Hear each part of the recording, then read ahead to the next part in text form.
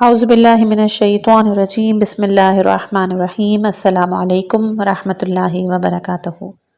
تاریخ وہی ہے کہ جو چشمدید گواہوں نے لکھی، اور سلیم بن قیس ہلالی وہ پہلے گواہ ہیں جنہوں نے حق اہل بیت علیہم السلام اور اسرار امامت کو قلم بند کیا۔ اس عظیم کتاب اسرار امامت کو آڈیو کی شکل میں آپ تک پہنچا رہے ہیں۔ یہ محض ایک کتاب نہیں بلکہ بصیرت کا ایک سمندر ہے۔ دعا ہے کہ کوشش آپ کے لیے اور ہمارے لیے ہدایت کا ذریعہ بنے۔ سلسلہ وار سننے کے لیے ہمارے ساتھ جڑے رہیں اور اس سلسلے کو پلے لسٹ بنامے اسرار امامت میں ضرور ملاحظہ کیجیے گا۔ آج انشاءاللہ کہ ہم اس کتاب کا حصہ نمبر 12واں پیش کریں گے۔ پچھلے 11ویں حصے میں جو ہماری گفتگو ہو رہی تھی وہ تھی شان امامت معاویہ کے دربار میں، کہ کس طرح سے معاویہ کے دربار میں امام کی شان جب بیان ہو رہی تھی تو پھر معاویہ نے اس کے جواب میں کیا کہا۔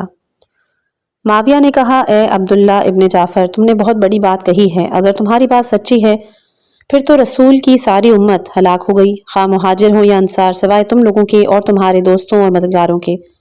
میں نے جواب دیا کہ میں نے جو کچھ کہا سچ کہا، میں نے رسول خدا صلی اللہ علیہ وآلہ وسلم سے سنا ہے۔ معاویہ نے کہا، اے حسن، اے حسین، اے عبداللہ ابن عباس، جعفر کا بیٹا کیا کہہ رہا ہے؟ عبداللہ ابن عباس نے کہا کہ اگر تمہیں عبداللہ ابن جعفر کی بات پر یقین نہیں تو انہیں بلا لو جن کا انہوں نے نام لیا ہے، ان سے پوچھ لو۔ معاویہ نے عمرو بن ابی سلمہ اور اسامہ بن زید کو بلا کر ان سے دریافت کیا۔ ان دونوں نے جواب دیا کہ عبداللہ ابن جعفر نے جو کچھ بیان کیا ہے آن حضرت صلی اللہ علیہ وآلہ وسلم سے ہم نے بھی یہی سنا۔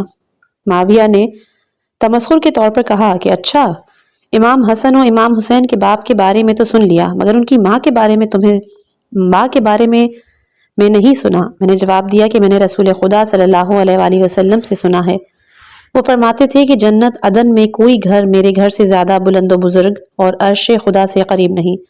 میرے ساتھ میرے 13 اہل بیت ہوں گے، میرا بھائی علی، میری بیٹی فاطمہ، میرے دونوں فرزند حسن و حسین، اور 9 امام حسین کی اولاد سے جن سے خدا نے ہر رجس کو دور رکھا ہے، طہارت کی اعلیٰ منزل پر پہنچایا ہے، جو ہادی و مہدی ہیں۔ میں دین خدا سے لے کر پہنچانے والا ہوں اور وہ مجھ سے لے کر پہنچانے والے ہیں۔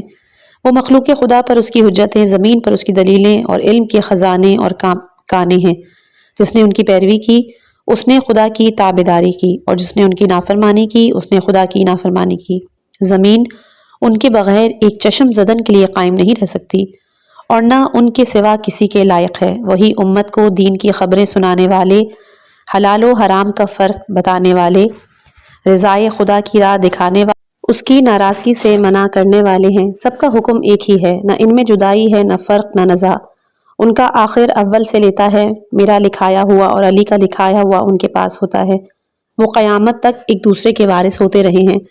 تمام بنی آدم غفلت، گمراہی اور حیرت میں ہیں، سوائے ان کے شیعوں اور دوستوں کے۔ وہ امت میں کسی کے محتاج نہیں، ساری امت ان کی محتاج ہوگی۔ یہی وہ ہستیاں ہیں جنہیں خدا نے اس آیت میں مراد لیا اور ذکر کیا ہے۔ تابعداری کرو اللہ کی، تابعداری کرو رسول کی اور ان کی جو تم میں سے خدا کے امر والے ہیں، اور ان کی تابعداری اپنے رسول صلی اللہ علیہ وآلہ وسلم کے ساتھ ساتھ واجب کی ہے۔ یہ سن کر معاویہ امام حسن و امام حسین علیہ السلام اور عبداللہ ابن عباس، فضل ابن عباس، عمرو ابن ابی سلمہ اور اسامہ بن زید کی طرف متوجہ ہو کر کہنے لگا، کیا تم سب بھی یہی کہتے ہو جو عبداللہ ابن جعفر نے بیان کیا؟ سب نے جواب دیا کہ ہم بھی یہی کہتے ہیں۔ معاویہ نے کہا، اے اولاد عبد المطلب، تم ایسے اہم امر کا دعویٰ کرتے ہو اور لوگ اس سے غافل ہیں۔ اگر تمہارا کہنا درست ہے تو پھر ساری امت ہلاک ہو گئی اور مرتد ہو کر دین سے خارج ہو گئے، اور تم اہل بیت کے سوا سب نے اپنے رسول کا اقرار چھوڑ دیا، اس لیے کہ تمہاری بات ماننے والے بہت کم ہیں۔ میں نے جواب دیا، اے معاویہ، خداوند عالم قرآن حکیم میں فرماتا ہے، میرے شکر گزار بندے کم ہیں، اگرچہ تمہیں حرص ہے مگر اکثر لوگ مومن نہیں ہیں، مگر جو لوگ ایمان لائے اور جنہوں نے نیک عمل کیے مگر وہ بہت ہی کم ہیں، اور نوح کے ساتھ تو تھوڑے لوگ ہی ایمان لائے۔ اے معاویہ، ایمان والے کم ہی ہوتے ہیں۔ اور اے معاویہ، بنی اسرائیل کا معاملہ اس سے بھی زیادہ تعجب انگیز ہے۔ جب جادوگروں نے فرعون سے کہا کہ تم جو چاہے فیصلہ کرو، ہم تو اس دنیا کی زندگی کا فیصلہ یہ کر رہے ہیں کہ ہم رب العالمین پر ایمان لے آئے، پس وہ سب موسیٰ علیہ السلام پر ایمان لے آئے، انہوں نے موسیٰ علیہ السلام کی تصدیق بھی کی اور پیروی بھی کی۔ پس موسیٰ انہیں اور بنی اسرائیل کے پیروؤں کو سمندر پار لے گئے اور انہیں حیرت انگیز معجزات دکھائے، اور ان کی توریت کی تصدیق، ان کے دین کا اقرار کرتے رہے۔ جب ان کا اس قوم کی طرف سے گزر ہوا تو بت پرستی کرتی تھی، تو اسے دیکھ کر سب کہنے لگے، اے موسیٰ، ان کے خداؤں کی طرح ہمارا خدا بھی بنا دو۔ آخر انہوں نے گوسالہ بنا ڈالا اور سب نے اس کی پرستش شروع کر دی، سوائے ہارون علیہ السلام اور ان کے اہل بیت کے۔ ان سے سامری نے کہا، یہ تمہارا اور موسیٰ کا خدا ہے۔ آخر موسیٰ نے ان سے کہا کہ زمین مقدس میں داخل ہو جاؤ، خدا نے تمہارے لکھ دیا ہے۔ اس کا جواب وہ ہے کہ جس کا خدا نے اپنی کتاب میں ذکر کیا کہ اس میں جابر قوم رہتی ہے، ہم اس میں ہرگز داخل نہیں ہوں گے جب تک وہاں سے وہ نکل نہ جائیں، اور اگر وہ وہاں سے نکل جائیں تو ہم داخل ہو جائیں گے۔ موسیٰ نے عرض کیا، پالنے والے، میں تو صرف اپنے نفس اور اپنے بھائی کا مالک و مختار ہوں، اب تو ہمارے اور فاسقوں کی قوم کے درمیان جدائی کر دے۔ اس امت کا حال بالکل ویسا ہی ہے جیسا ان کا حال تھا۔ ان کے فضائل بھی تھے اور رسول خدا صلی اللہ علیہ وآلہ وسلم کے ساتھ سبقتیں بھی اور درجے بھی تھے۔ وہ رسول کے دین اور قرآن کا اقرار بھی کرتے تھے جب تک آن حضرت صلی اللہ علیہ وآلہ وسلم ان میں تھے، مگر ان کی رحلت کے بعد اختلاف پر اتر آئے، فرقہ فرقہ ہو گئے، حسد کرنے لگے، اپنے امام اور ولی کے خلاف ہو گئے۔ حد یہ ہے کہ جس بات کا عہد کیا تھا اس پر کوئی باقی نہ رہا، اور ہمارا صاحب نبی سے اس طرح ہے جیسے ہارون موسیٰ سے، اور تھوڑے آدمی ہی تھے جنہوں نے صحیح دین و ایمان پر اپنے خدا سے ملاقات کی، باقی پچھلے پیر واپس ہو گئے۔ جیسے موسیٰ علیہ السلام کی قوم نے گوسالہ بنا کر اور اس کی پرستش کر کے اس کو اپنا خدا سمجھ لیا تھا، اسی پر اجماع کر لیا تھا، سوائے ہارون اور ان کی اولاد اور ان کے اہل بیت اور ان کے چند ساتھیوں کے۔ ہمارے نبی صلی اللہ علیہ وآلہ وسلم نے اپنی امت کے لیے اسے مقرر کیا تھا جو سب سے بہتر و بالا تھا، اور غدیر خم میں دوسرے بہت سے مقامات پر انہیں ان پر حجت قرار دیا تھا، اور سب کو ان کی تابعداری کا حکم دیا تھا، انہیں بتلایا تھا کہ ان کی نسبت آپ سے ایسی ہی ہے جیسے ہارون کی موسیٰ سے تھی۔ وہی ان کے بعد ہر مومن کے ولی ہیں، جن کی آن حضور ولی ہیں ان کے علی ولی ہیں، جس کے وہ سردار ہیں اس کے علی سردار ہیں۔ وہی آپ کے خلیفہ اور وصی، جو ان کا تابعدار وہ خدا کا تابعدار، جو ان کا نافرمان وہ خدا کا نافرمان، جو ان کا دوست خدا اس کا دوست، جو ان کا دشمن خدا اس کا دشمن۔ پھر بھی وہ جاہل بن کر انکار کر گئے اور دوسرے کو حاکم بنا بیٹھے۔ اے معاویہ، کیا تمہیں معلوم نہیں کہ جنگ موتا میں جب جعفر طیار کو علمبردار لشکر بنا کر بھیجا تو فرمایا تھا کہ اگر یہ مارے جائیں تو سید بن حارثہ علمدار ہوں گے، اور اگر وہ مارے جائیں تو عبداللہ ابن رواحہ علمدار ہوں گے، مگر اس پر راضی نہ ہوئے کہ وہ خود منتخب کر لیں۔ تو کیا وہ امت کو بغیر امام کے چھوڑ جاتے؟ ہاں، انہوں نے یقیناً امت کو شب اور اندھیرے میں نہیں چھوڑا، قوم خود اس راہ پر چل پڑی جس پر چل پڑی، اور انہوں نے اپنے نبی کے بعد نبی کو جھٹلا دیا، آخر وہ بھی ہلاک ہو گئے، اور جن لوگوں نے ان کا ساتھ دیا وہ بھی ہلاک ہو گئے، وہ بھی گمراہ ہو گئے، اور ان کے نقش قدم پر چلنے والے بھی۔ پس اس ظالم قوم پر وائے ہو۔ معاویہ نے کہا، اے عبداللہ ابن جعفر، تم بہت بڑی بات کہہ رہے ہو، ہمارے نزدیک اختلاف سے اتفاق بہتر ہے، اور میں یہ سمجھتا ہوں کہ امت تمہارے صاحب یعنی علی مرتضیٰ علیہ السلام کے ساتھ نہ تھی۔ ابن عباس نے کہا کہ میں نے آن حضرت صلی اللہ علیہ وآلہ وسلم سے سنا ہے کہ جب کسی نبی کے بعد ان کی امت میں اختلاف ہوا، اہل باطل اہل حق پر مسلط ہو گئے، اس امت نے بہت سے امور میں اتفاق کر لیا ہے جن میں نہ کوئی اختلاف ہے، نہ نزاع، نہ لا الہ الا اللہ اور محمد رسول اللہ کی شہادت میں اختلاف ہے، اور نہ نماز پنجگانہ اور صیام ماہ رمضان اور حج بیت اللہ اور دوسرے متعدد احکام میں کوئی اختلاف ہے، نہ زنا، چوری، قطع رحم، جھوٹ، خیانت وغیرہ کے حرام ہونے میں کوئی اختلاف ہے۔ ہاں، امت نے دو چیزوں میں اختلاف کیا، ایک وہ جس پر وہ آپس میں لڑ پڑے، جدا جدا ہو گئے، فرقے فرقے بن گئے۔ حد یہ ہے کہ ایک دوسرے پر لعنت کرتا ہے، ایک دوسرے سے اعلان بیزاری کرتا ہے، اور دوسرا وہ جس پر جنگ و جدل نہیں کی، جدا جدا نہیں ہوئے بلکہ ایک دوسرے کو موقع دیتے رہے، وہ خدا کی کتاب اور نبی کی سنت ہے۔ اور جو باتیں حادث ہوتی رہتی ہیں ان کا گمان یہ ہے کہ یہ کتاب خدا اور سنت رسول میں نہیں ہے، اور جس چیز میں اختلاف کیا، جدا جدا ہو گئے اور ایک دوسرے سے بیزار رہا، وہ ملک اور خلافت ہے۔ امت کے ایک فرقے نے یہ گمان کیا کہ ملک و خلافت کا وہ اہل بیت رسول سے زیادہ حقدار ہے، پس جس نے وہ چیز لے لی جس میں اہل قبلے میں اختلاف نہیں ہے اور جس میں اختلاف کیا ہے اس کا علم خدا کے حوالے کر دیا، وہ محفوظ رہا اور نجات پا گیا، اور خدا اس سے وہ بات نہیں پوچھے گا جس کا سمجھنا اسے دشوار ہو۔ وہ سمجھ ہی نہ سکے کہ ان دونوں میں حق پر کون ہے، اور جسے خدا نے توفیق بخشی ہو اور اس پر احسان کیا ہو اور اس کے قلب کو منور کر دیا ہو اور اسے صاحبان امر اور علم کے کانوں کی شناخت کرا دی ہو کہ وہ کہاں ہیں، وہ سعید اور خدا کا ولی ہے۔ سردار جو دو جہاں فرمایا کرتے تھے، حق گوئی کو غنیمت سمجھے اور یہ کلام نہ کرے، چپ ہو جائے۔ حقیقت یہ ہے کہ امام وہ اہل بیت نبوت اور معدن رسالت ہیں کہ جو کتاب خدا کی منزل، وحی الہی کی فرودگاہ، ملائکہ کے آنے جانے کا محل، ان کے سوا کوئی امامت کا اہل نہیں، اس لیے کہ خداوند عالم نے انہی کو مخصوص فرمایا ہے اور اپنی کتاب میں انہی کو اس کا اہل قرار دیا ہے۔ اپنے رسول کی زبان پر علم انہی میں ہے اور وہی ان کے اہل ہیں۔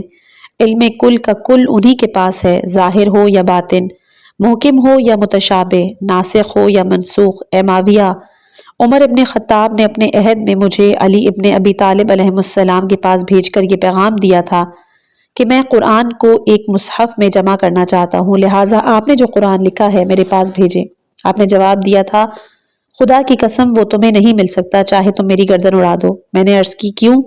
فرمایا اس لیے کہ خداوند عالم ارشاد فرماتا ہے، اسے مس نہیں کر سکتے مگر پاک و پاکیزہ ہستیاں۔ اس سے اس نے ہم اہل بیت علیہ السلام ہی کو مراد لیا اور ہم ہی کو ہر رد سے دور اور ایسا پاک رکھا کہ جو پاک رکھنے کا حق ہے، اور فرمایا کہ پھر ہم نے کتاب کا وارث انہیں بنایا جنہیں ہم نے اپنے بندوں میں سے چن لیا۔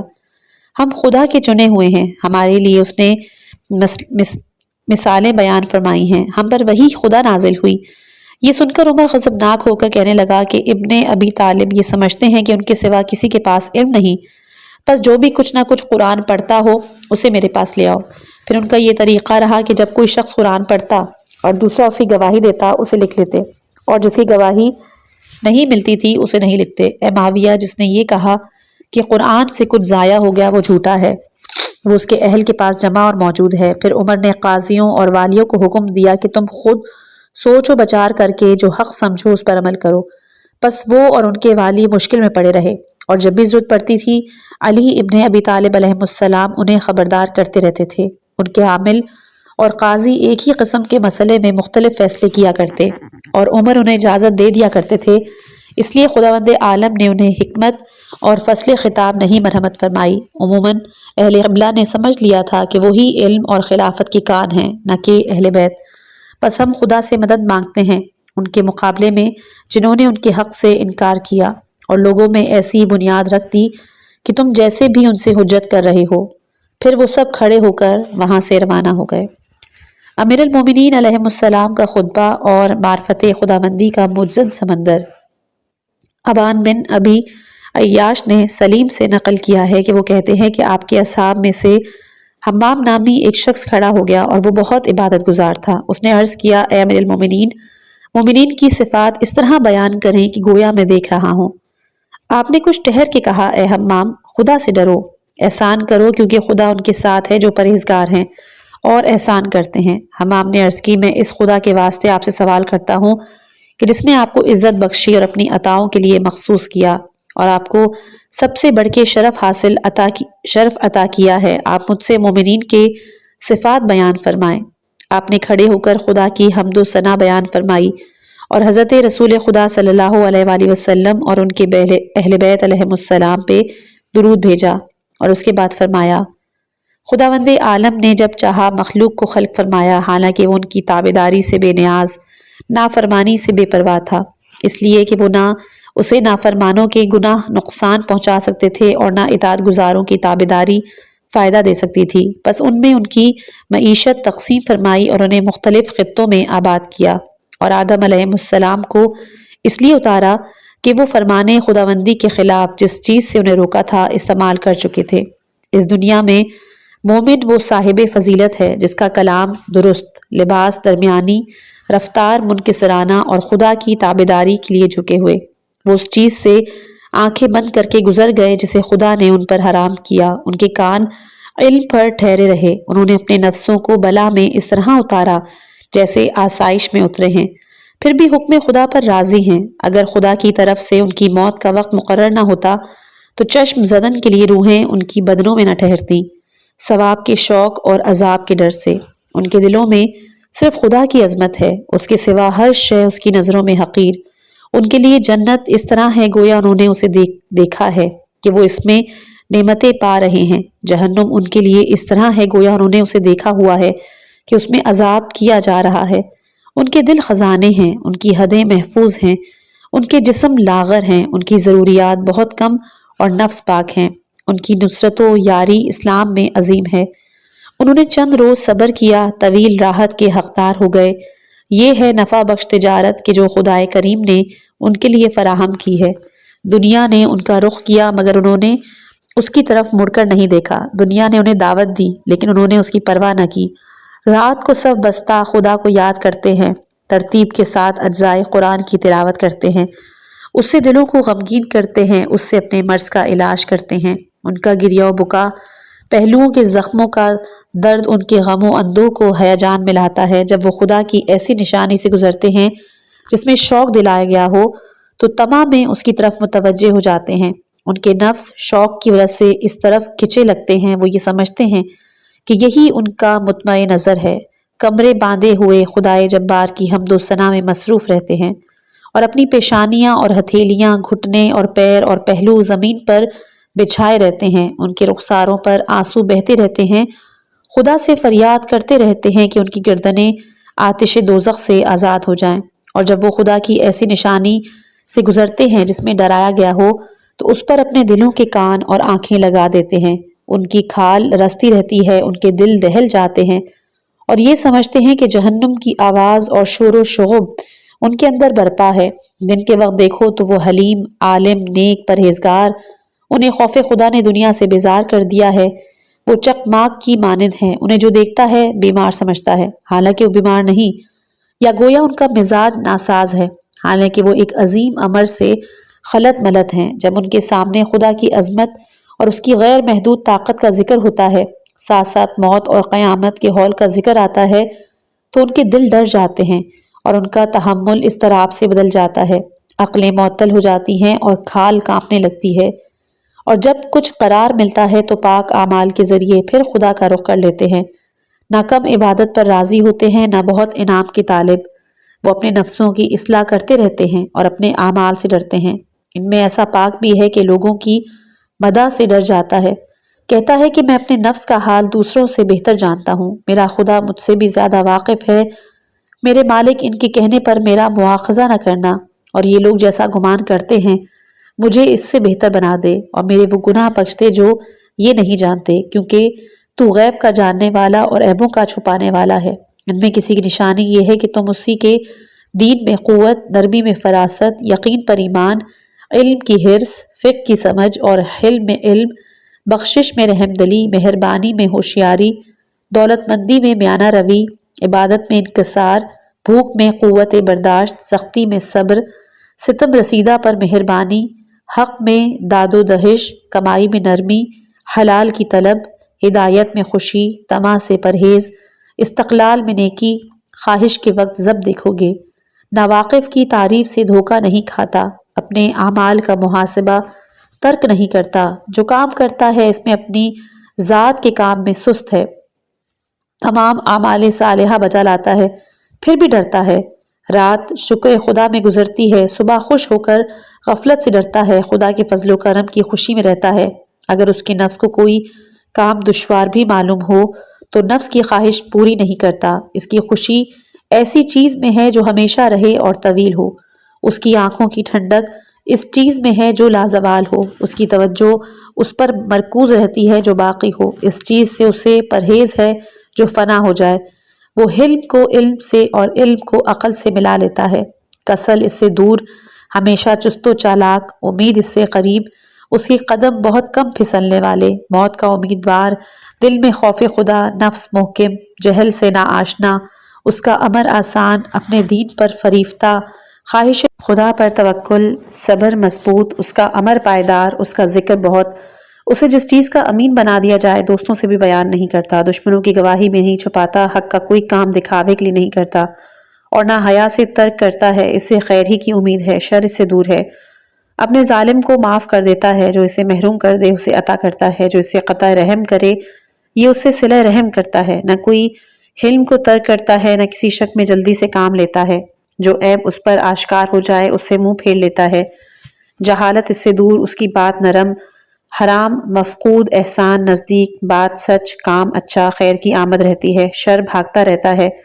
زلزلوں میں باوقار، مصیبتوں پر صابر، خوشی میں خدا کا شکر گزار، نہ دشمنوں پر ظلم کرتا ہے، نہ کسی واجب کو ترک کرتا ہے، نہ اس بات کا دعویٰ کرتا ہے جس کا اسے حق نہیں، نہ اس پر جو حق ہے اس سے انکار کرتا ہے، جو اسے سپرد کر دیا جائے اسے ضائع نہیں کرتا، لوگوں کے نام نہیں رکھتا، کسی سے عداوت نہیں رکھتا، نہ کسی سے حسد کا ارادہ کرتا ہے، نہ ہمسائے کو نقصان پہنچاتا ہے، نہ مصائب سے گھبراتا ہے، امانتیں ادا کرنے والا، نمازوں کے لیے جلدی کرنے والا، برے کاموں میں سست، اچھے کاموں کا حکم دیتا ہے، حرام سے منع کرتا ہے، بے سمجھے کسی کام میں دخل نہیں دیتا، اور نہ عاجزی کی وجہ سے حق سے دور رہتا ہے، اگر وہ خاموش رہے تو خاموشی پر افسوس نہیں کرتا، اور اگر بولے تو غلطی نہیں کرتا، اور اگر ہنس پڑے تو اس کی آواز بلند نہیں ہوتی، جو اس کے لیے مقدر ہے اس پر قناعت کرتا ہے، اسے کبھی غصہ نہیں آتا، اس پر کبھی خواہش نفس غالب نہیں آتی، بخیل اسے قہر میں نہیں لا سکتا، جو اس کے لیے نہیں ہے اس کی طمع نہیں کرتا، لوگوں سے اس لیے غلط ملت رہتا ہے کہ جان لے، اور اس لیے خاموش رہتا ہے کہ سالم رہے، اس لیے سوال کرتا ہے کہ سمجھ لے، اس لیے تجارت کرتا ہے کہ فائدہ حاصل کرے، اور اس لیے بحث کرتا ہے کہ جان لے خیر کے لیے، اس لیے خاموش نہیں رہتا کہ اس پر فخر کرے، اور اس لیے کلام نہیں کرتا کہ دوسرے پر جبر کرے، اس کا نفس تھکا ہوا ہے، لوگ اس سے راحت میں ہیں، اس نے اپنے نفس کو آخرت کے لیے تعاقب میں ڈالا ہوا ہے، اور اپنی طرف سے دوسرے لوگوں کو آرام پہنچاتا ہے، اگر کسی نے اس سے بغاوت کی تو اس نے صبر کیا یہاں تک کہ خدا ہی اس کی مدد کرے، جس سے دور رہتا ہے تو صرف زہد اور پاکیزگی کے لیے، جس سے قریب رہتا ہے تو صرف آرام رسانی اور مہربانی کے لیے، اس کا دور رہنا تکبر اور برائی کے لیے نہیں، اور اس کا قریب ہونا مکر و فریب کے لیے نہیں، بلکہ وہ گزرے ہوئے اہل خیر کی راہ پر چلتا ہے، پس وہ اپنے نیک عمل پیرووں کا امام ہے۔ انہوں نے بیان کیا کہ پس حمام نے چیخ ماری اور غش کھا کر گر پڑا۔ امیر المومنین علیہ السلام نے فرمایا کہ مجھے اس پر یہی ڈر تھا، پھر فرمایا کہ بلیغ واعظ یہی کرتے ہیں۔ کسی نے آپ سے سوال کیا، اے امیر المومنین آپ کا کیا حال ہے؟ فرمایا ہر شخص کا وقت مقرر ہے، اس سے آگے نہیں بڑھتا، اور ایک سبب ہے جس سے وہ تجاوز نہیں کرتا، خبردار پھر نہ کہنا کیونکہ تمہاری زبان پر شیطان بول رہا ہے۔ پھر حمام نے اپنا سر اٹھایا اور چیخ ماری اور دنیا سے رخصت ہو گیا، خدا اس پر رحمت نازل فرمائے۔ حضرت علی ابن ابی طالب علیہ السلام کا سوال اور آن حضرت صلی اللہ علیہ وآلہ وسلم کا جواب منبر پر۔ حضرت علی ابن ابی طالب علیہ السلام نے آن حضرت صلی اللہ علیہ وآلہ وسلم سے عرض کیا، یا رسول اللہ، ذرا میرا نسب بیان فرمائیں کہ میں کون ہوں، تاکہ لوگ آپ سے میری قرابت پہچان لیں۔ آپ نے فرمایا، اے علی، میں اور تم دونوں نور کے دو ستونوں سے خلق کیے گئے ہیں، جو خلقت سے 2000 سال قبل خلق ہوئے، عرش میں آویزہ رہے، خدا کی تسبیح و تقدیس کرتے رہے، پھر اس نے ان دو عمودوں میں سے دو سفید نورانی نطفے پیدا کیے، پھر انہی کریم سلموں سے پاک رحموں کی طرف منتقل کرتا رہا، یہاں تک کہ ان کا نصف صلب عبداللہ میں اور نصف صلب ابو طالب میں پہنچا، ایک جزء میں ہوں اور دوسرے میں تم۔ اس کے بارے میں خداوند عالم نے ارشاد فرمایا، وہ خدا وہی جس نے پانی سے بشر کو خلق فرمایا، پس اسے نسب اور سحر قرار دیا، اور تیرا رب ہی ہے قدرت والا۔ اے علی، تم مجھ سے ہو، میں تم سے ہوں، تمہارا گوشت میرے گوشت سے، تمہارا خون میرے خون سے ملا ہوا ہے، اور میرے بعد خدا اور اس کی مخلوق کے درمیان تم وسیلہ ہو۔ جس نے تمہاری ولایت سے انکار کیا، اس نے اس واسطے کو قطع کر دیا جو خدا اور مخلوق کے درمیان ہے، اور وہ در کے اسفل میں جائے گا۔ اے علی، خدا نہیں پہچانا گیا مگر میرے ذریعے اور پھر تمہارے ذریعے سے۔ جس نے تمہاری ولایت کا انکار کیا، اس نے خدا کی ربوبیت سے انکار کیا۔ اے علی، تم میرے بعد زمین میں خدا کا بہت بڑا نشان اور قیامت میں سب سے بڑا رکن ہو۔ جو شخص تمہارے سائے میں رہے وہ کامیاب رہے گا، اس لیے کہ مخلوق خدا کا حساب اور بازگشت تمہاری طرف ہے، میزان تمہاری میزان، صراط تمہاری صراط، موقف تمہارا موقف، حساب تمہارا حساب۔ جس نے تمہاری طرف رجوع کیا وہ نجات پا گیا، اور جس نے تم سے مخالفت کی وہ گر کر ہلاک ہو گیا۔ خدا بندہ گواہ رہنا، خدا بندہ گواہ رہنا۔ اور پھر آپ ممبر سے نیچے تشریف لے آئے۔ دشمنان علی علیہ السلام سے فرشتوں کی بیزاری عرش پر۔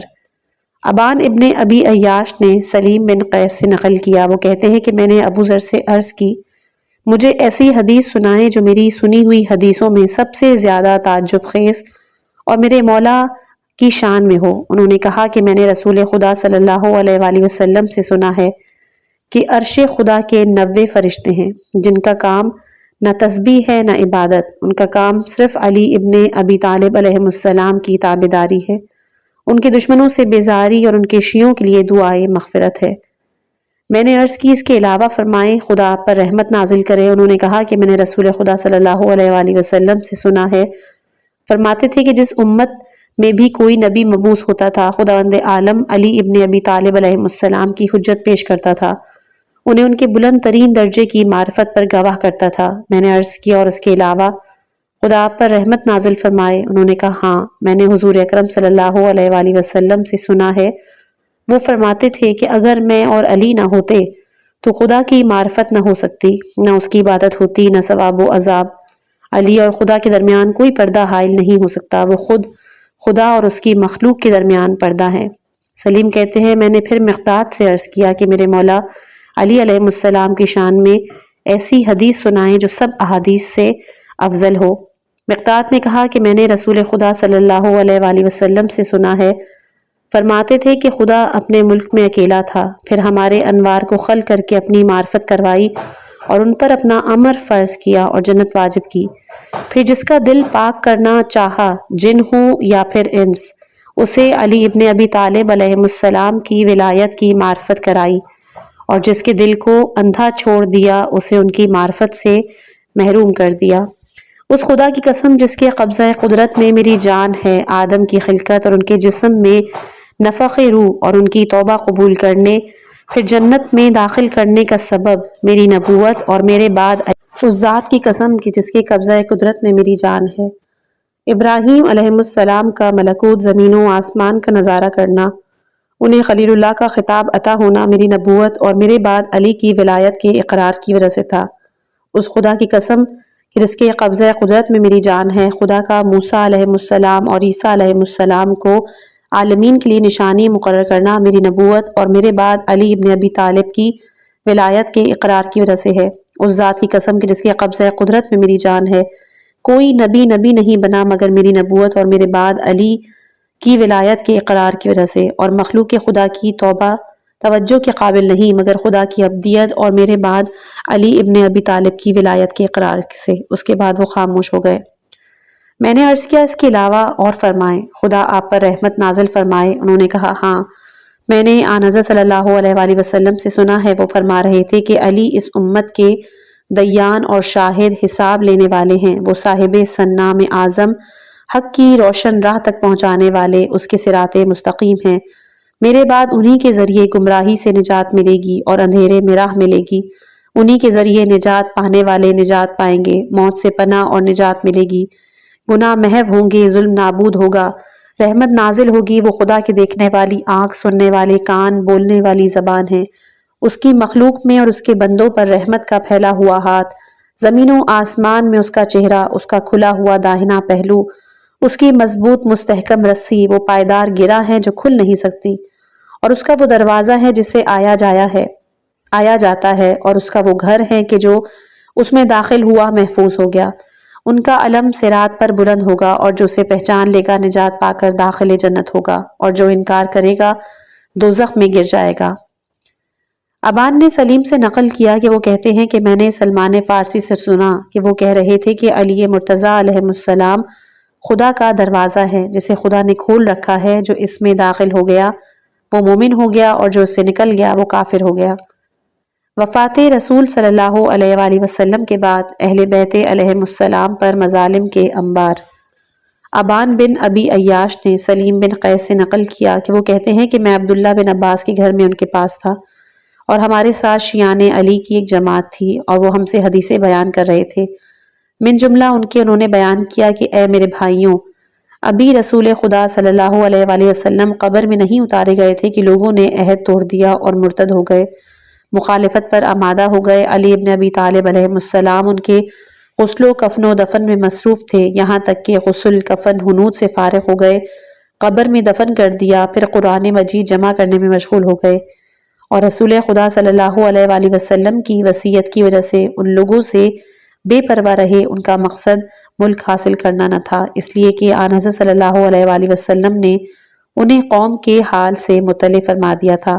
جب لوگ دو آدمیوں کی وجہ سے فتنے میں مبتلا ہو گئے تو علی ابن ابی طالب علیہ السلام اور بنی ہاشم، ابو ذر، سلمان اور چند آدمیوں کے سوا کوئی اور نہیں رہا۔ اس وقت ابو بکر سے عمر نے کہا کہ اے صاحب، سب لوگوں نے تمہاری بیعت کر لی ہے سوائے علی اور ان کے اہل بیت کے اور چند آدمیوں کے، لہٰذا کسی کو ان کی طرف بھیجو۔ ابو بکر نے عمر کے چچا زاد قنفذ کو یہ کہہ کر ان کی طرف روانہ کیا کہ علی کے پاس جا کر کہو خلیفہ رسول تمہیں بلاتے ہیں۔ قنفذ نے جا کر پیغام پہنچایا۔ آپ نے جواب دیا کہ تم نے کس قدر جلد رسول خدا صلی اللہ علیہ وآلہ وسلم پر تہمت باندھی ہے اور مرتد ہو گئے ہو۔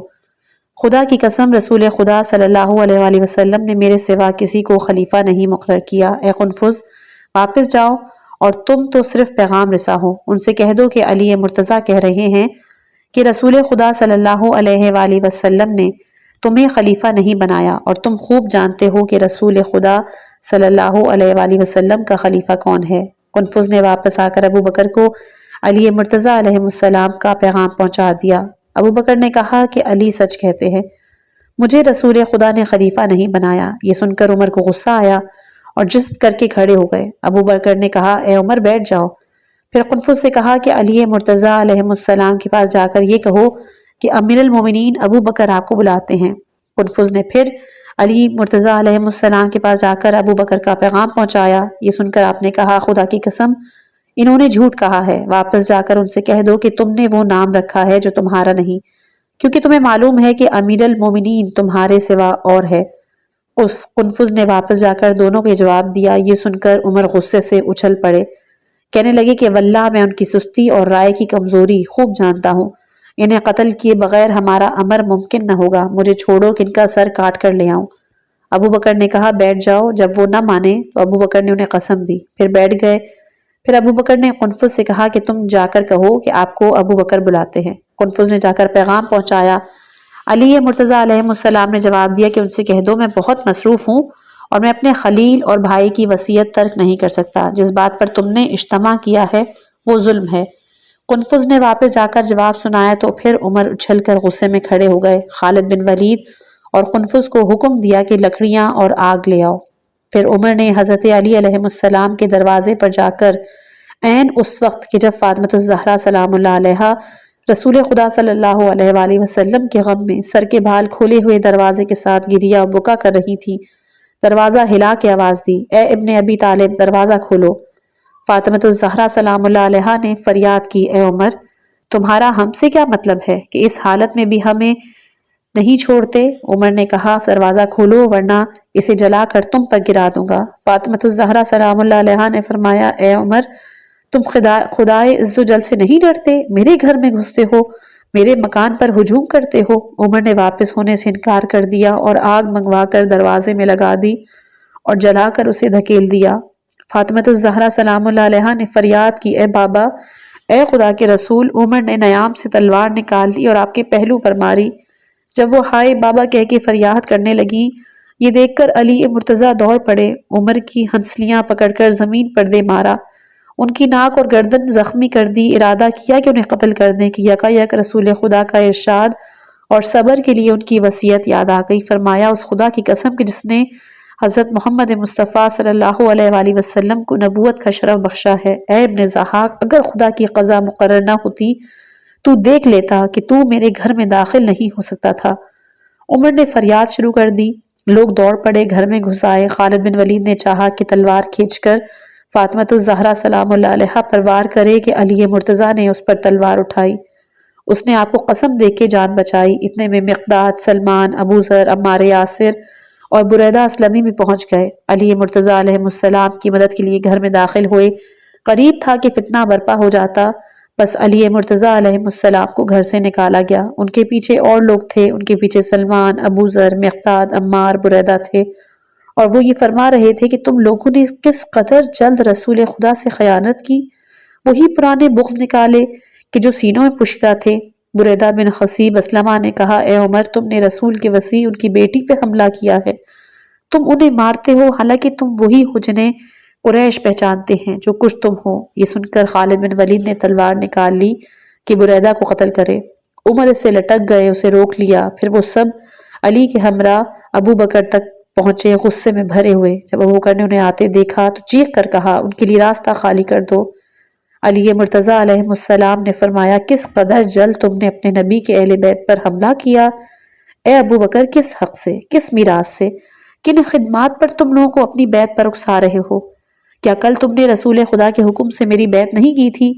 عمر نے کہا، اے علی، اسے چھوڑ دو، خدا کی قسم اگر تم بیعت نہ کرو گے تو ہم تمہیں قتل کر دیں گے۔ علی مرتضیٰ علیہ السلام نے فرمایا کہ پھر تو میں رسول خدا کا بھائی، خدا کا بندہ ہو کر قتل ہوں گا۔ عمر نے کہا، خدا کے بندے تو ہیں مگر رسول کے بھائی نہیں۔ امیر المومنین علی مرتضیٰ علیہ السلام نے فرمایا کہ اگر خدا کا حکم نہ ہو چکا ہوتا اور میرے خلیل نے مجھ سے عہد نہ لیا ہوتا جس سے میں تجاوز نہیں کر سکتا تو تم جان لیتے کہ ہم میں کمزور مددگاروں اور کم عدد والا کون ہے۔ ابو بکر خاموش بیٹھے تھے، کلام نہیں کر رہے تھے۔ بریدہ نے کھڑے ہو کر کہا، اے عمر، کیا ہم وہی نہیں ہیں کہ تم دونوں سے رسول خدا صلی اللہ علیہ وآلہ وسلم نے فرمایا تھا کہ جاؤ اور علی کو امیر المومنین کہہ کے سلام کرو، اور تم نے کہا تھا کہ یہ خدا اور رسول کا حکم ہے؟ انہوں نے کہا تھا، ہاں۔ ابو بکر نے کہا، اے ابو بریدہ، یہ ہوا تھا لیکن تم چلے گئے تھے اور ہم موجود تھے، اور بات کے بعد بات نکلتی رہتی ہے۔ عمر نے کہا، اے بریدہ، تمہارا اس سے کیا مطلب ہے اور تم اس میں کیوں دخل دیتے ہو؟ بریدہ نے کہا کہ میں اس شہر میں نہیں رہوں گا کہ جہاں تمہاری حکومت ہو۔ عمر نے حکم دیا اور بریدہ کو مار کر نکال دیا گیا۔ پھر سلمان نے کھڑے ہو کر کہا، اے ابو بکر، خدا سے ڈرو، اس جگہ سے اٹھ جاؤ اور اسے حکومت کے خواہش مندوں کے لیے چھوڑ دو جو اسے قیامت تک کھاتے رہے، اس امت پر دو تلواریں نہ جھگڑتی رہے۔ ابو بکر نے اس کا جواب نہیں دیا۔ سلمان نے دوبارہ یہی بات کہی مگر عمر نے انہیں یہ کہہ کے روک دیا کہ تمہارا اس امر سے کیا تعلق ہے اور کیا دخل؟ سلمان نے کہا، اے عمر، ٹھہرو۔ اے ابو بکر، اس جگہ سے کھڑے ہو جاؤ اور حکومت کے خواہش مندوں کے لیے اسے چھوڑ دو، تو تم ضرور اس سے خون کا دودھ دوہو گے اور ضرور اس میں زنازادے رسول کے نکالے ہوئے منافقین طمع کریں گے۔ خدا کی قسم اگر میں جان لیتا کہ میں ظلم کو دور کر رہا ہوں اور دین خدا کی عزت کر رہا ہوں تو میں اپنی تلوار کاندھے پر رکھ لیتا، پھر قدم اٹھاتا۔ کیا تم رسول خدا صلی اللہ علیہ وآلہ وسلم کے وصی کو پریشان کرتے ہو؟ تمہیں بلا کی بشارت ہو اور امن و امان سے مایوس ہو جاؤ۔ پھر ابو ذر، مقداد، عمار نے کھڑے ہو کر کہا کہ آپ کا کیا حکم ہے؟ خدا کی قسم اگر آپ حکم دیں تو ہم اس وقت تک تلوار چلائیں گے جب تک قتل نہ ہو جائیں۔ علی مرتضیٰ علیہ السلام نے فرمایا، رک جاؤ، خدا تم پر رحم نازل کرے۔ رسول خدا صلی اللہ علیہ وآلہ وسلم کا زمانہ اور ان کی وصیت یاد کرو اور چھوڑ دو۔ اس وقت عمر نے ابو بکر سے کہا، تم کیوں منبر پر خاموش بیٹھے ہو؟ حالانکہ یہ بیٹھنے والا جنگ آور کھڑے ہو کر تمہاری بیعت نہیں کرتا، یا ہمیں حکم دو کہ ہم اس کا سر اڑا دیں۔ حسن و حسین علیہ السلام علی مرتضیٰ علیہ السلام کے ساتھ کھڑے تھے۔ عمر کی بات سنی تو رو کر فریاد کرنے لگے، یا جدہ، یا رسول اللہ۔ علی مرتضیٰ علیہ السلام نے انہیں سینے سے لگا کر کہا، رو نہیں، یہ دونوں تمہارے باپ کو قتل نہیں کر سکتے، یہ دونوں اس سے کہیں پستر ہیں۔ اتنے میں ایمن نوبیہ اور سلمہ پہنچ کر کہنے لگی، اے عتیق، کس قدر جلد تم نے آل محمد سے اپنا حسد ظاہر کر دیا۔ عمر نے حکم دیا کہ ان دونوں کو مسجد سے نکال دیا جائے اور کہنے لگے کہ عورتوں کو اس سے کیا تعلق ہے۔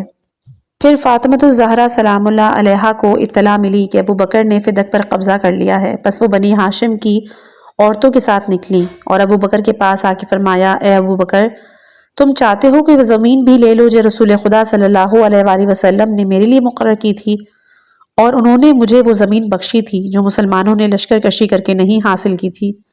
کیا آن حضرت صلی اللہ علیہ وآلہ وسلم نے نہیں فرمایا تھا کہ ہر انسان اپنی اولاد کی حفاظت کرتا ہے، اور تم جانتے ہو کہ انہوں نے اپنی اولاد کے لیے اس کے سوا کچھ نہیں چھوڑا۔ جب ابو بکر نے اس کی بات سنی اور بنی ہاشم کی عورتیں ان کے ساتھ تھیں تو دوات منگوائی کہ ان کے لیے لکھ دیں۔ اتنے میں عمر داخل ہو گیا، کہنے لگے، اے رسول خدا کے خلیفہ، آپ انہیں لکھ کر نہ دیں، جب تک ان سے اپنے دعوے پر ثبوت نہ لے لیں۔ فاطمۃ الزہرا سلام اللہ علیہا نے فرمایا، ہاں میں ثبوت رکھتی ہوں۔ عمر نے کہا، کون؟ فاطمۃ الزہرا سلام اللہ علیہا نے کہا، علی اور ام ایمن۔ عمر نے کہا کہ بے زبان عورت کی گواہی نہیں مانی جا سکتی جو صاف بات نہیں کر سکتی۔ رہے علی تو وہ اپنی روٹی کے لیے آگ جمع کر رہے ہیں۔ بس فاطمۃ الزہرا سلام اللہ علیہا اس قدر غصے میں واپسی ہوئی کہ جس کی حد بیان نہیں کی جا سکتی۔ آخر بیمار ہو گئی۔ علی مرتضیٰ علیہ السلام پانچوں نمازیں مسجد میں ادا کیا کرتے تھے، اور جب وہ نماز پڑھ چکے تو ابو بکر اور عمر نے ان سے پوچھا کہ دختر رسول کا مزاج کیسا ہے، کیونکہ ان کی طبیعت ناساز ہو گئی تھی، اور کہا کہ ہمارے اور ان کے درمیان جو صورت ہو گئی تھی وہ آپ کو معلوم ہے، اگر آپ ہمیں اجازت دیں تو ہم ان سے اس جرم کی معافی مانگ لیں۔ آپ نے فرمایا، تمہیں اختیار ہے۔ وہ دونوں کھڑے ہو گئے اور دروازے پر بیٹھ گئے۔ حضرت علی مرتضیٰ علیہ السلام نے گھر میں داخل ہو کر فاطمۃ الزہرا سلام اللہ علیہا سے فرمایا کہ اے آزاد یعنی شریف زادی، فلاں فلاں دروازے پر ہیں اور آپ کو سلام کرنا چاہتے ہیں، آپ کا کیا ارادہ ہے؟ حضرت فاطمۃ الزہرا سلام اللہ علیہا نے فرمایا کہ گھر آپ کا ہے اور آزاد آپ کی زوجہ ہے، آپ جو چاہیں کریں۔ آپ نے فرمایا، مکنا اوڑھ لو۔ انہوں نے مکنا اوڑھ لیا اور دیوار کی طرف منہ کر کے بیٹھ گئیں۔ پھر دونوں نے گھر میں داخل ہو کر آپ کو سلام کیا، کہا کہ ہم سے راضی ہو جائیں، خدا آپ سے راضی ہو۔ فاطمۃ الزہرا سلام اللہ علیہا نے فرمایا کہ تمہیں کس چیز نے اس پر آمادہ کیا؟ دونوں نے جواب دیا کہ ہم نے اپنی بدسلوکی کا اقرار کر لیا ہے اور اس امید پر آئے ہیں کہ آپ ہمیں معاف کر دیں گی اور یہ رنج دل سے نکال دیں گی۔ آپ نے فرمایا کہ اگر تم دونوں سچے ہو تو میں جو سوال کرتی ہوں اس کا صحیح جواب دو، کیونکہ میں وہی سوال کروں گی جس کے متعلق مجھے علم ہے کہ تم جانتے ہو۔ بس اگر تم نے اس کا جواب دیا تو میں سمجھ جاؤں گی تمہارا آنا نیک نیتی پر مبنی ہے۔ دونوں نے جواب دیا کہ آپ جو چاہیں سوال کریں۔ آپ نے فرمایا کہ میں تمہیں خدا کی قسم دے کر پوچھتی ہوں، کیا تم نے رسول خدا صلی اللہ علیہ وآلہ وسلم سے سنا ہے کہ فاطمہ میرا جز ہے اور جس نے انہیں اذیت دی اس نے مجھے اذیت دی؟ دونوں نے کہا، بے شک ہم نے سنا۔ بس آپ نے دونوں ہاتھ آسمان کی طرف بلند کر کے کہا، خداوندہ ان دونوں نے مجھے اذیت دی ہے، میں ان کی تجھ سے اور تیرے رسول سے شکایت کرتی ہوں، ہرگز نہیں، خدا کی قسم میں تم سے ہرگز راضی نہ ہوں گی جب تک رسول خدا سے ملاقات نہ کر لوں اور انہیں اس ظلم اور ستم کی خبر نہ دے دوں جو تم نے مجھ پر کیا ہے، اور وہی فیصلہ کریں گے۔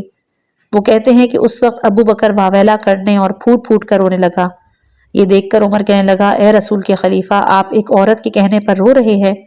کہتے ہیں کہ حضرت رسول خدا صلی اللہ علیہ وآلہ وسلم کی رحلت کے بعد حضرت فاطمۃ الزہرا سلام اللہ علیہا 40 دن زندہ رہیں، اور جب ان کا مرض بڑھ گیا تو انہوں نے علی مرتضیٰ علیہ السلام کو بلا کر وصیت کی کہ میرا آخری وقت ہے اور میں آپ کو وصیت کرتی ہوں کہ آپ میرے بعد میری بہن ربیہ بہن زینب کی دختر سے عقد کر لیں۔ وہ میری اولاد کے لیے میری ہی طرح ہوں گی، اور میرے لیے تابوت بنا لیں، اس لیے کہ میں نے فرشتوں کو دیکھا ہے وہ میرے لیے اس کی صفت بیان کر رہے ہیں، اور یہ کہ خدا کے دشمنوں میں سے کوئی میرے جنازے میں شامل نہ ہو، نہ نماز میں شامل ہو نہ دفن میں۔ ابن عباس کہتے ہیں کہ امیر المومنین علیہ السلام فرمایا کرتے تھے کہ کچھ چیزیں ایسی ہیں کہ جن کے ترک کرنے کی میرے پاس کوئی رائے نہ تھی، اس لیے کہ انہی سے رسول خدا صلی اللہ علیہ وآلہ وسلم کے دل پر قرآن نازل ہوا تھا۔ ایک ناقصینوں قاسطینوں مارقین سے جہاد، اس کی مجھے میرے خلیل رسول خدا صلی اللہ علیہ وآلہ وسلم نے وصیت کی تھی اور عہد لیا تھا کہ ان سے ضرور جہاد کروں۔ دوسرے امامہ بنت زینب سے عقد، اس کی فاطمۃ الزہرا سلام اللہ علیہا نے وصیت کی تھی۔ ابن عباس کہتے ہیں کہ اس روز حضرت فاطمۃ الزہرا سلام اللہ علیہا نے انتقال فرمایا۔ یہ سن کر مدینہ زن و مرد کی گریہ بکا آہ و فغاں سے کانپ اٹھا، لوگوں پر اس طرح دہشت طاری ہو گئی جیسے اس دن طاری ہوئی تھی کہ جس دن حضرت رسول خدا صلی اللہ علیہ وآلہ وسلم اس جہان فانی سے رخصت ہوئے تھے۔ بس ابو بکر اور عمر نے آ کر علی مرتضیٰ علیہ السلام کو تعزیت دی، کہنے لگے، اے ابو الحسن، آپ ہم سے پہلے رسول خدا صلی اللہ علیہ وآلہ وسلم کی دختر کی نماز جنازہ نہ پڑھیں۔ جب رات ہوئی تو علی مرتضیٰ علیہ السلام نے عباس، فضل، مقداد، سلمان، ابو ذر اور عمار کو بلایا۔ عباس نے نماز ادا کی اور آپ نے دفن کیا جس میں سب شریک تھے، اور جب صبح ہوئی تو ابو بکر، عمر اور دوسرے لوگ نماز جنازہ ادا کرنے کے لیے آئے تو مقداد نے کہا کہ ہم نے تو انہیں رات کو دفن کر دیا۔ یہ سن کر عمر ابو بکر کی طرف ملتفت ہو کر کہنے لگے کہ میں نے نہیں کہا تھا یہ لوگ ایسا ہی کریں گے؟ عباس نے کہا، انہوں نے وصیت کی تھی کہ تم دونوں ان پر نماز جنازہ نہ پڑھو۔ عمر نے کہا اے بنی ہاشم، تم ہم پر پرانے حسد کو کبھی نہیں چھوڑو گے، وہی تمہارے دلوں میں ہے، خدا کی قسم کبھی نہیں جائیں گے۔ میں نے تو ارادہ کیا ہے کہ قبر کھود کر ان پر نماز پڑھوں گا۔ یہ سن کر علی مرتضیٰ علیہ السلام نے فرمایا اے ابن ضحاک، اگر تم نے ارادہ کیا تو تمہارا داہنا ہاتھ مروڑ ڈالوں گا، اور اگر میں نے تلوار نکال لی تو تمہاری جان لینے سے پہلے نیام میں نہیں جائے گی۔ اور تلوار نکالنے لگے۔ یہ دیکھ کر عمر شرمندہ ہو کر چپ ہو گئے اور سمجھ گئے کہ علی مرتضیٰ جب حلف کر لیتے ہیں تو کر کے رہتے ہیں۔ پھر علی مرتضیٰ علیہ السلام نے فرمایا اے عمر، کیا تم وہی نہیں ہو کہ رسول خدا صلی اللہ علیہ وآلہ وسلم نے تمہارے قتل کا ارادہ کر لیا تھا، مجھے حکم دیا تھا، بس تم میری تلوار گردن میں ڈالے ہوئے آئے تھے، پھر میں نے ارادہ کیا تھا کہ تمہیں قتل کر دوں، بس خداوند عالم نے یہ آیت نازل فرمائی تھی کہ تم ان پر جلدی نہ کرو، ہم انہیں بھرپور عذاب دیں گے۔ علی ابن مرتضیٰ علیہ السلام کی قتل کی سازش اور خالد بن ولید۔ ابن عباس کہتے ہیں کہ پھر ان لوگوں نے مشورے کرنا شروع کر دی کہ جب تک یہ شخص زندہ ہے ہمارا کام مکمل نہیں ہو سکتا۔ ابو بکر نے کہا ہمارے پاس کون ہے کہ جو انہیں قتل کرے؟ عمر نے کہا کہ خالد بن ولید ہے۔ پھر دونوں نے خالد بن ولید کو بلا کر ان سے کہا اگر ہم ایک کام تمہارے سپرد کریں تو کیا خیال ہے، تم اس کا بوجھ اٹھا لو گے؟ خالد بن ولید نے جواب دیا کہ مجھ پر جو بوجھ بھی رکھیں اٹھا لوں گا، حد یہ کہ اگر علی ابن ابی طالب علیہ السلام کے قتل کا حکم دے تو بھی کروں گا۔ دونوں نے کہا ہمارا کام بھی یہی تھا۔ خالد بن ولید نے جواب دیا یہ میرے ذمے ہے۔ ابو بکر نے کہا جب ہم صبح کی نماز شروع کریں تو تلوار لے کر ان کے پہلو میں کھڑے ہو جاؤ، اور جب میں سلام پھیروں تو انہیں قتل کر دو۔ خالد ابن ولید نے جواب دیا کہ ایسا ہی کروں گا۔ یہ فیصلہ کر کے اپنے اپنے گھر چلے گئے۔ اس کے بعد ابو بکر نے سوچا کہ اگر خالد بن ولید نے علی کو قتل کر دیا تو زبردست جنگ اور لمبی بلا کا سامنا کرنا پڑے گا۔ اپنے اس حکم پہ نادم ہو گئے، اس سوچ میں رات بھر جاگتے رہے، اور جب اس فکر میں صبح کو مسجد میں پہنچے تو اقامت ہو چکی تھی۔ آگے بڑھ کر نماز شروع کر دی، مگر اس خیال میں رہے اور سمجھ میں نہ آتا تھا کہ کیا کہوں، اور خالد گلے میں تلوار ڈالے علی مرتضیٰ علیہ السلام کے پہلو میں کھڑا تھا۔ علی مرتضیٰ بھی انداز سے سمجھ گئے۔ جب ابو بکر تشہد سے فارغ ہوئے تو سلام سے پہلے چیخ کر بولے اے خالد، میں نے جس کام کا تمہیں حکم دیا تھا نہ کرنا، اگر کرو گے تو تمہیں قتل کر دوں گا۔ اس کے بعد سلام پھیرا، دائیں بائیں عمر کو دیکھا۔ علی مرتضیٰ علیہ السلام نے جھپٹ کر خالد کی ہنسلیاں پکڑ لی اور اس کے ہاتھ سے تلوار چھین لی اور اسے پچھاڑ کر اس کے سینے پر سوار ہو گئے۔ اس کی تلوار اٹھا کر اسے قتل کرنا چاہا۔ اتنے میں ہر طرف سے لوگ جمع ہو گئے کہ خالد کو آپ سے چھڑائیں، مگر چھڑا نہ سکے۔ آخر عباس نے رائے دے دی کہ انہیں حرمت قبر رسول کی قسم دیں تب چھوڑیں گے۔ جب سب نے آپ کو حرمت قبر رسول کی قسم دی تو آپ چھوڑ کر کھڑے ہو گئے اور اپنے گھر روانہ ہو گئے، اور زبیر اور عباس، ابو ذر، مقداد، بنی ہاشم جمع ہو گئے اور سب نے تلواریں سونت لی۔ کہنے لگے خدا کی قسم تم لوگ اس وقت تک باز نہیں آؤ گے جب تک جو بات کی جائے اسے کر کے نہ دکھایا جائے۔ اور لوگوں میں اضطراب اور اختلاف شروع ہو گیا، اور موجوں کی طرح ایک دوسرے کی طرف بڑھنے لگے اور آگے پیچھے ہونے لگے۔ بنی ہاشم کی عورتیں گھروں سے نکل پڑیں، فریاد کر کے کہنے لگیں اے خدا کے دشمنوں، تم نے کس قدر جلد رسول خدا اور ان کے اہل بیت سے دشمنی ظاہر کر دی ہے، اور تم تو مدت سے رسول خدا کے لیے یہی ارادہ رکھتے تھے، مگر تمہیں قدرت نہ ہو سکی۔ کل تم نے ان کی دختر کو قتل کیا اور آج ان کے بھائی، چچا زاد، وصی اور ان کی اولاد کے باپ کو قتل کرنا چاہتے ہو۔ رب کعبہ کی قسم تم جھوٹے ہو، تم تو صرف انہیں قتل کرنے کے لیے نماز پڑھ رہے تھے، پھر لوگوں سے ڈر گئے کہ فتنہ اور فساد نہ برپا ہو جائے۔ یہاں پر اس کتاب کا اختتام ہوا جاتا ہے۔ خداوند متعال کا شکر ہے کہ خدا نے ہمیں یہ توفیق بخشی کہ ہم اس کتاب کا اختتام کریں۔ انشاءاللہ کل ایک اور نئی کتاب کے ساتھ۔ آخر میں دعا کرتے ہیں کہ خداوندہ ہمارے اور ہمارے مرحومین کی عاقبت بخیر فرما۔ میرے اور آپ کے جتنے بھی مرحومین ہیں ان سب کے لیے ایک دفعہ آپ لوگ سورہ فاتحہ کی تلاوت کر کے ان کو ہدیہ کر دیجئے، آپ کی بہت ممنون ہوں گی۔ اپنی دعاؤں میں یاد رکھیے گا، اور اگر واقعی یہ چینل آپ کو پسند آیا ہے، یہ کوششیں میری پسند آئی ہیں، تو چینل کو سبسکرائب، لائک اور شیئر کرنا بالکل مت بھولیے گا۔ جزاک اللہ۔